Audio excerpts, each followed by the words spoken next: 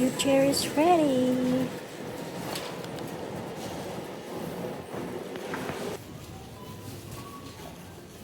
Valentine chocolates for your loved ones.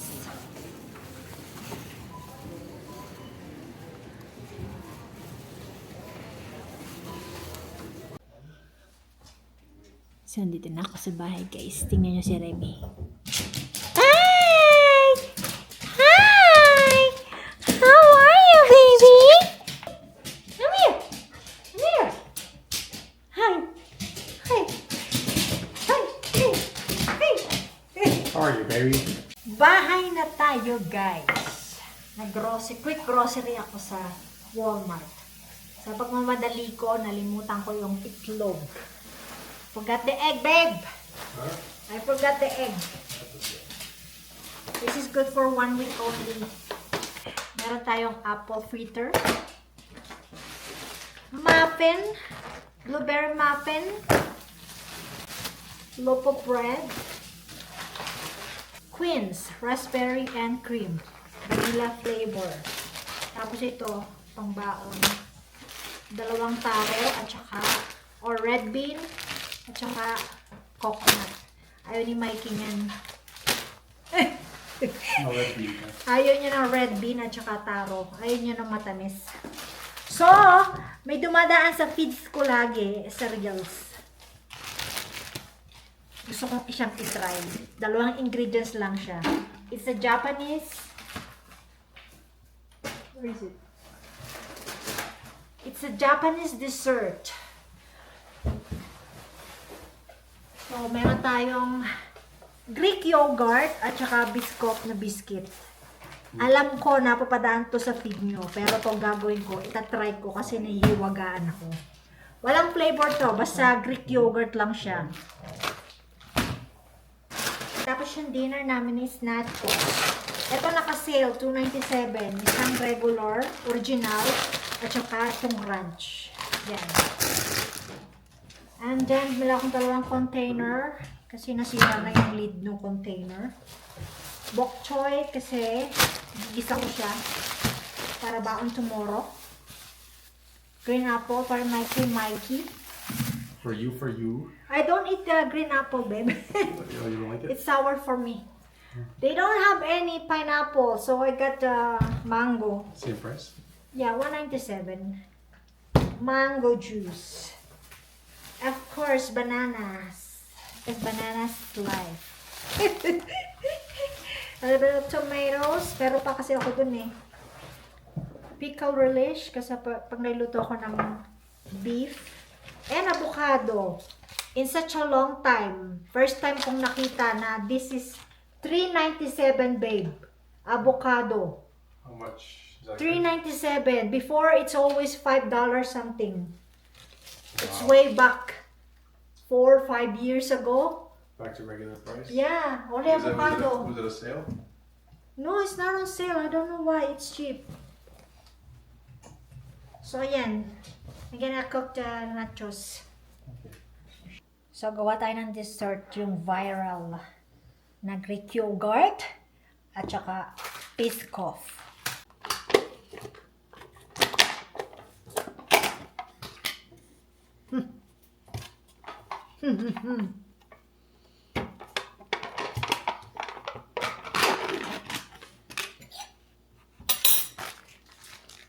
Biscoff.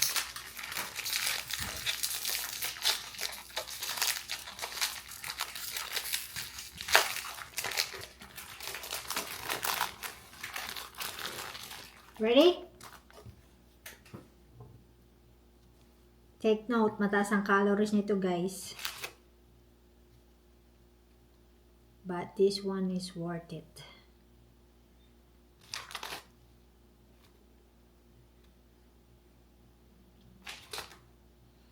This is a viral Japanese cheesecake.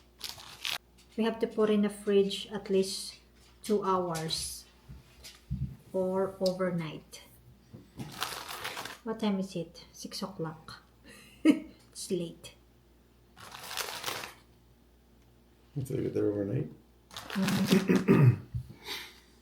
So this time tomorrow night? Are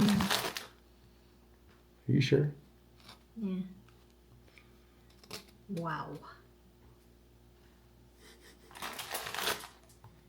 No, sit. Sit, good boy.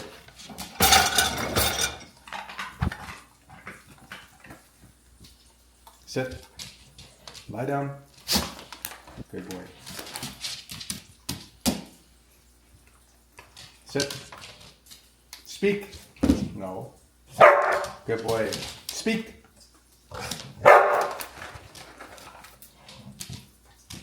Very good, Remy. Sit. Paw.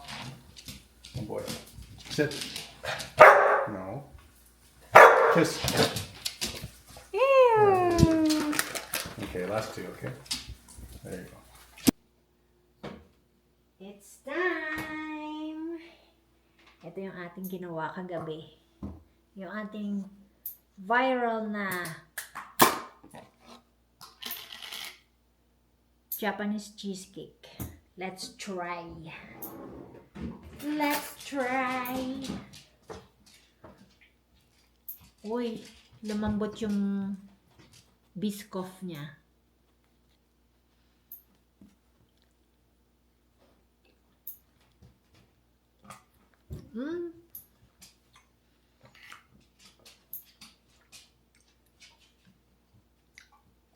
It's good. Nagmix yung sweetness and sour no Greek yogurt. Masarap nga siya. Must try. Sabihin natin kay Mikey, tikman niya. So, papatikim natin kay Mikey.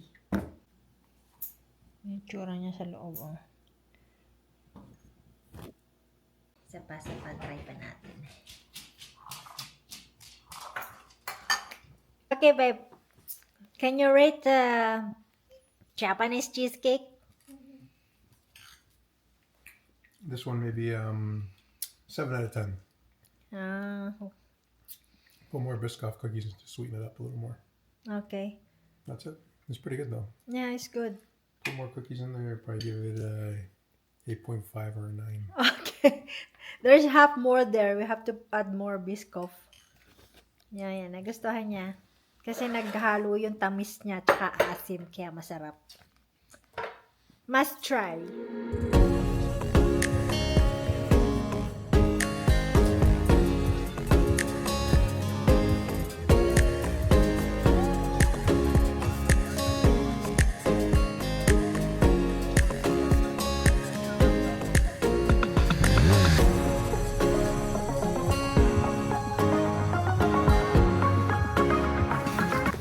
Start ng mag-snow. Katapat lang pala dito tong bridge na yon. Nilakad namin last summer.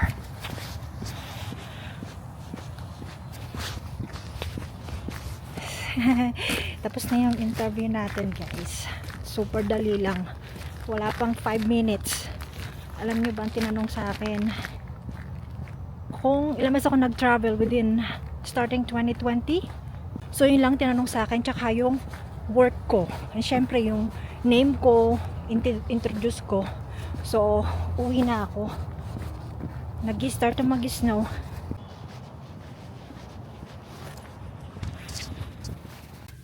Hey, nakahinga na ako ng maluwag.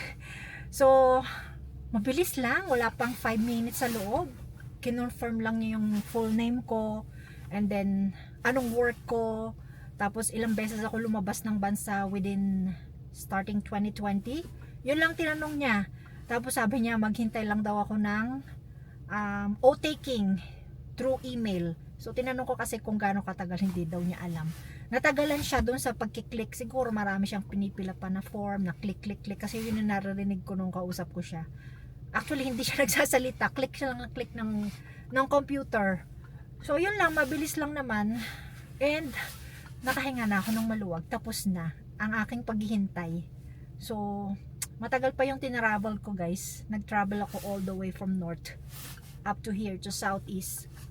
Actually, dito kami naglalakad ng summer, malapit lang. Tapos dito kami kumain ng sister ko last summer sa Po. Masarap dyan. So, yan guys, I'm heading home na. And nag-i-start ng mag-snow. And it's too bad kasi Starting today until Sunday, mag-i-snow na naman. So, maswerte tayo guys kasi sa US, meron silang snowstorm. And first time nilang makakaranas ng ganong grabing storm. So, uwi na ako guys. And, maglilinis ako ng bahay. Kasi since huling linis ko nung before mag New Year, well actually hindi naman madumi yung bahay kasi 3 lang naman kami. So yan, malakas ang heater ko. Come, eat your breakfast.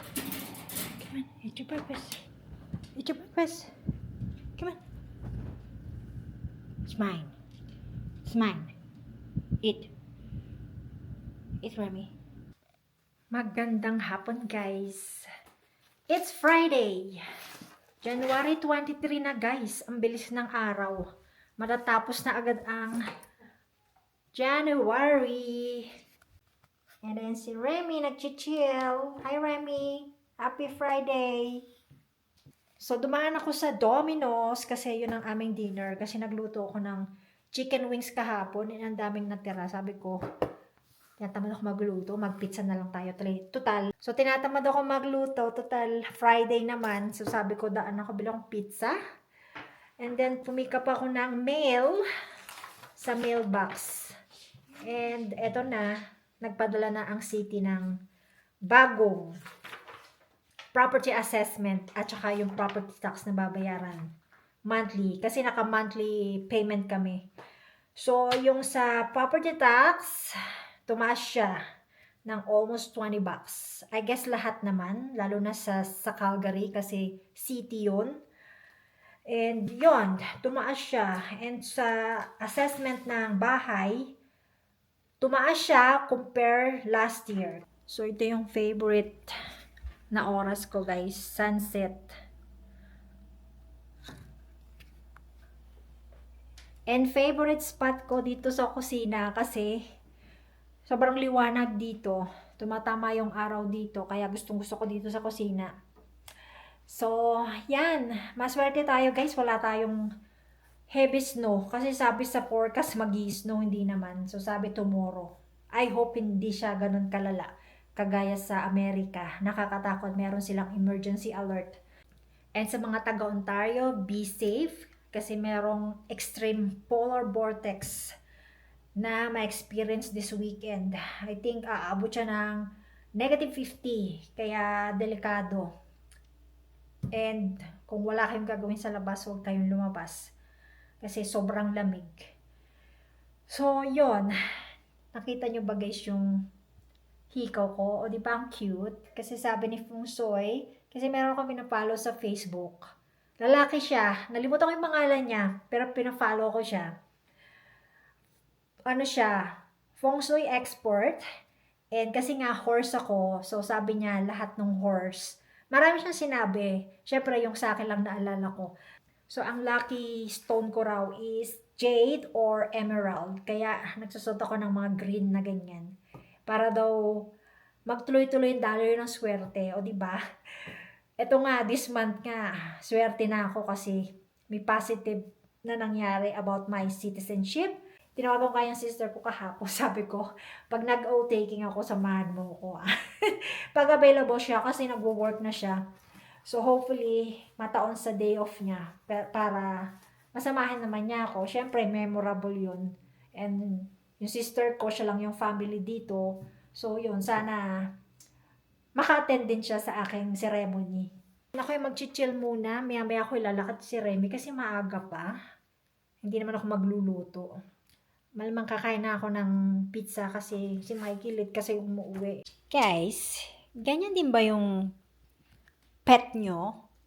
Gustong-gusto nila yung used na socks. Yun yung socks ni Mikey, oh.